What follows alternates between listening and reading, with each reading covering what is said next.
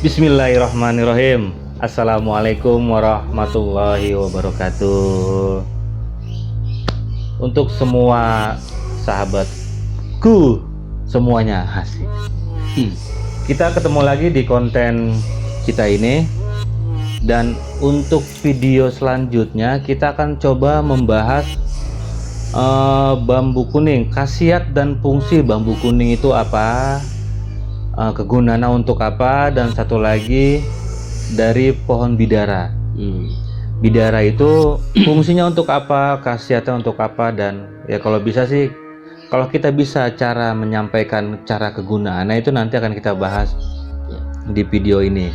Ya seperti biasa, kita berdua lagi ngopi, terus tiba-tiba dapet inspirasi tanaman saya. Gimana kalau kita ngebahas masalah pohon bambu kuning? Iya.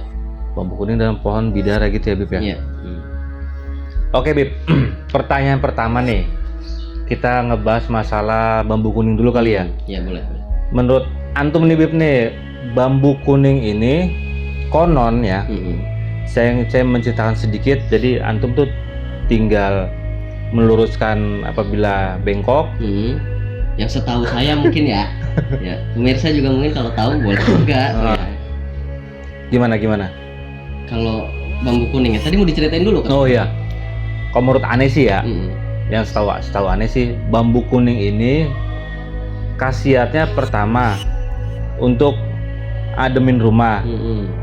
Logika, karena kalau pohon bambunya tinggi, otomatis pekarangan rumah adem. Iya. Adem dari cahaya gitu, ya, bukan masuk akal gitu ya. Iya, bukan berarti adem, bawahnya adem, di rumah sejuk gitu.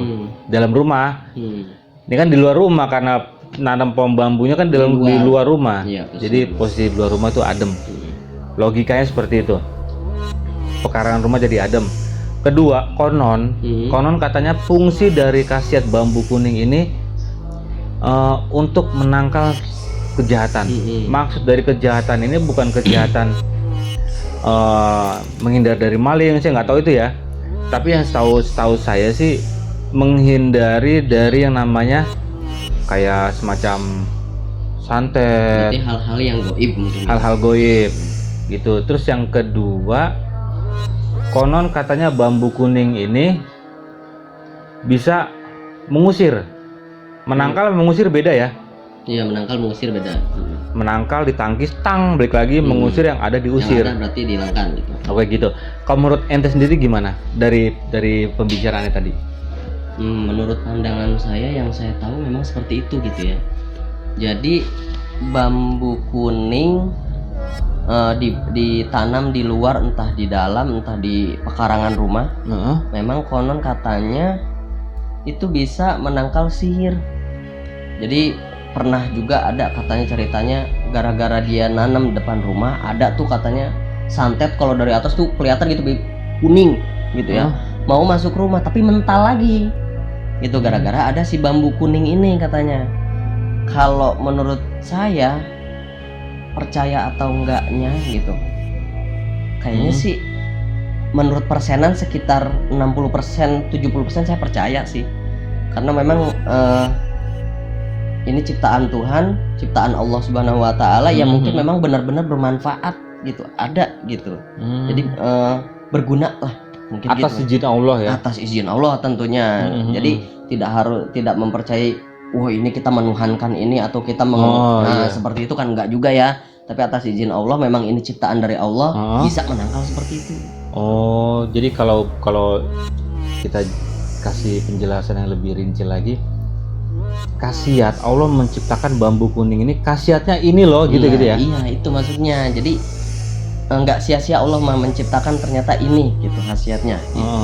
Khasiatnya dari bambu kuning ini mampu menangkal segala kejahatan. Terus juga juga dibilang goib gitu ya. nah, unsur goib, rumah adem juga mungkin karena memang energi negatif nggak ada gitu ya, dia kan menangkal. Ya kan energi negatif nggak masuk, akhirnya rumah kelihatannya adem, enak gitu mungkin ya. Atau mungkin bawaan dari tumbuhan mungkin seperti itu kan. Kalau banyak tumbuhan kita adem rasanya gitu. Tapi kan gini Bib ya, kalau setahu aneh sih yang namanya pohon-pohon bambu itu kan unsur goibnya kan ya di yang setahu aneh nih ya, kayak di hutan-hutan, kebun-kebun. Iya. Kan banyak tuh pohon bambu yang berdiri. Yang konon katanya salah satunya itu penghuninya goib. Katanya Gondorwo juga ada di situ. Apalagi kayak ular-ular juga banyak. Itu gimana itu Bib? Kalau untuk di dalam rumah, di pekarangan rumah bambu kuning.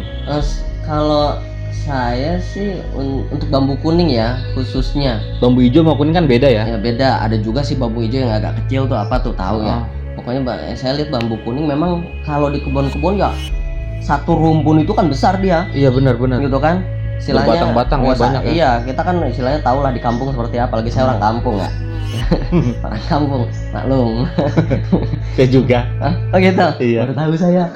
Kampung Pengantin Ali. Ya, jadi gitu Beb. Jadi kalau saya tuh dulu ngambil yang namanya ngejar layangan, namanya di kebun-kebun ya. Kalau kata kita bilang, orang Sunda bilang di kebun ngambil ininya ya. Ngejarnya sampai ke dalam-dalam itu kan dia rumputnya besar itu, bambu itu kan. Yang hijau tuh. Iya. Ada juga bambu yang besar, apa namanya saya lupa itu ya, yang biasa dipakai kalau lebaran itu untuk mainan tembak-tembakan tuh. Duar. Nah, itu besar-besar tuh. Tapi kalau yang kuning ini gitu. Yang kuning ini dia biasanya nggak terlalu besar, dan kalau disimpan di pekarangan rumah itu hanya jadi bagus untuk penghias juga gitu. Gitu. Jadi sedikit tuh.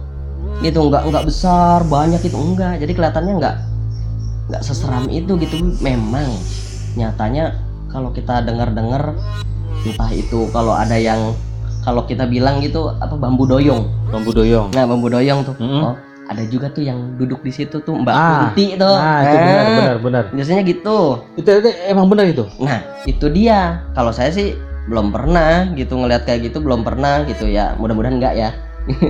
Mudah-mudahan enggak, tapi menurut ceritanya seperti itu. Yang juga dikasih penjelasan kalau kita berjalan di satu tempat pohon bambu, melihat bambu, ada bambu doyong begini, katanya jangan lewatin bawahnya. Nah, itu. Kata jangan lewatin bawahnya. Ada juga katanya yang lewatin bawahnya kepentok sama kakinya dia itu. Iya benar gitu. Miss Kunti itu. Iya benar. Katanya. Mitos orang terdahulu. Iya, seperti itu. Jadi kalau ada yang seperti itu mendingan jangan dilewatin, muterin aja. Katanya lewat jalan lain aja. Mungkin bahasa dia mendingan nyari aman aja dah gitu ya. Iya, mungkin ya namanya orang dulu kadang ini juga ya. Ada benernya juga. Daripada ke situ kenapa-napa udah muter aja, cari jalan yang lebih baik. Mungkin ya. Mungkin itu gitu ya. Tapi nggak semua bambu ini yang berjenis pohon bambu itu menyeramkan ya. Iya. Contohnya ya bambu kuning itu salah satu khasiatnya bisa menangkal unsur-unsur goib yang akan mencelakai keluarga kita ataupun kita. Itu pun bisa menjadi tanaman hias ya. Iya benar. Jadi menjadi tanaman hias.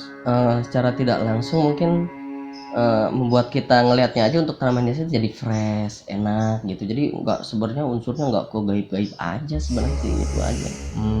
Ya oke lah. Jadi gitu salah satu pembahasan kita kayak bambu kuning tadi yang telah Tabib Fajar jelaskan khasiat-khasiatnya, karena nggak semua pohon bambu itu menyeramkan dan juga bisa menjadi tanaman hias seperti bambu kuning. Ya. Oke, kita lanjut ya Bib ya. Ya, lanjut. Kita lanjut ke pembahasan yang kedua. Ya. Pohon bidara. Pohon bidara ini banyak sekarang orang yang mencari pohon bidara. Yang salah satu khasiatnya pun nggak beda jauh dengan bambu Cina bambu kuning tersebut yang untuk menangkal. Nah, bedanya pohon bidara ini buahnya atau daunnya saya juga kurang paham ya. Mungkin dari Tabib bisa menjelaskan nanti. Bisa untuk pengobatan. Kan kalau untuk bambu kuning kan tadi nggak ada penjelasan masalah pengobatan ya. Hanya bisa menangkal kejahatan ya. Dan pohon bidara tersebut itu bisa menangkal kejahatan, bisa untuk pengobatan. Nah, untuk lebih jelasnya lagi kita tanya ke tabib Fajarnya aja langsung. Gimana menurut ente, Bib? Kalau Pohon bidara. menurut saya ini sebagai orang yang awam ya, yang mungkin saya tahu mungkin gitu Bib ya. Sedikit banyaknya ya. Sedikit banyaknya gitu. Jadi memang di yang saya ketahui itu bisa menangkal sihir juga. Tapi bedanya dengan bambu kuning, katanya daun bidara ini daunnya aja bisa diambil airnya dan bisa diminum, bagus untuk tubuh, menghilangkan energi negatif dalam tubuh. Dan ada juga yang katanya dipakai mandi gitu. Ambil daunnya berapa nih? Ada yang bilang katanya 7. Ganjil dah gitu ya. Masukin, aduk, langsung siramin. Nah itu untuk apa? Penyembuhan katanya untuk orang gila. Tuh yang saya dengar tuh. Nah bidara ini kan bidara Cina apa semua bidara sama? Nah baru tahu saya itu. Kalau bidara Arab itu dari jenis daunnya. Ada yang berduri, ada yang tidak berduri. Gitu ya. Ya mungkin kasihlah semua bidara kali ya. Semua bidara mungkin. Bidara Arab kali ya. Mungkin bidara Arab. Bedanya apa tuh? Bidara Arab tuh kayak depan kayak di teras aneh. Ya, yang bidara tuh. Bidara Arab. Kalau bidara Cina agak sipit mungkin ya. Ya mungkin agak kecil kali daunnya. Ya, seperti itulah. Ini sesuai karakter negara. Tapi bidara Cina mungkin dia nggak ada inian kali, duri-durinya atau ya kurang tahu jelas. Terus lanjut. Ya, tapi gitu juga. Jadi si bidara ini ditanam di rumah juga bagus untuk penangkal. Plus katanya juga pengusir. Jadi kalau memang ada energi negatif di dalamnya, dia keluar. Seperti itu ya. Dan juga bagus untuk dikonsumsi. Maksudnya apa? Dibikin airnya untuk diminum, untuk dimandikan. Ini orang sering kesurupan nih misal ya. Sering kesurupan. Dia udah diobatin, udah diruqyah, baru tuh pakai bidara tuh. Daunnya. Daunnya. Jadi kita ambil daunnya. Disuruh dikunyah gitu. Enggak, dimandiin, Bib. Kunyah pahit kayaknya ya. Kirain disuruh dikunyah sama yang kesurupannya. Ya nggak tahu rasanya tuh gimana. Yang nyobain komen dah ya. Daun bidara gimana rasanya? Saya nggak tahu tuh. Pokoknya itu dimandiin, Bib. Dimandiin katanya untuk harus ganjil, dimandiin biar dia netralisir energi negatif di dalamnya. Katanya gitu. Itu yang saya tahu. Gitu. Dan juga nih sahabat Mas Broku semuanya, buah pohon bidara ini itu banyak dijadikan herbal dan alat kosmetik. Bedak termasuk juga ada juga. Ada, Bib. Bedak dari buah bidara dijadikan bedak, dijadiin herbal. Terus dijadikan wanita cantik. Bidadari. Bidara. Bidara ya. Ya begitulah pokoknya lah. Bidara surgaku gitu.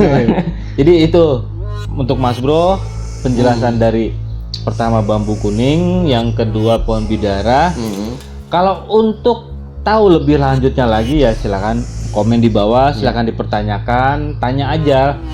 Minta detailnya lagi dong tentang kegunaan dari bidara, komen ya, insya Allah nanti akan kita jawab berdua. Atau mungkin punya pengetahuan tersendiri tentang daun bidara sama bambu kuning, Bib. Iya benar. Iya berarti kan sesuatu yang kita berbagi gitu ya. Iya yang nggak kita tahu, pemirsa bisa tahu, bisa kasih tahu kita. Iya itu benar itu.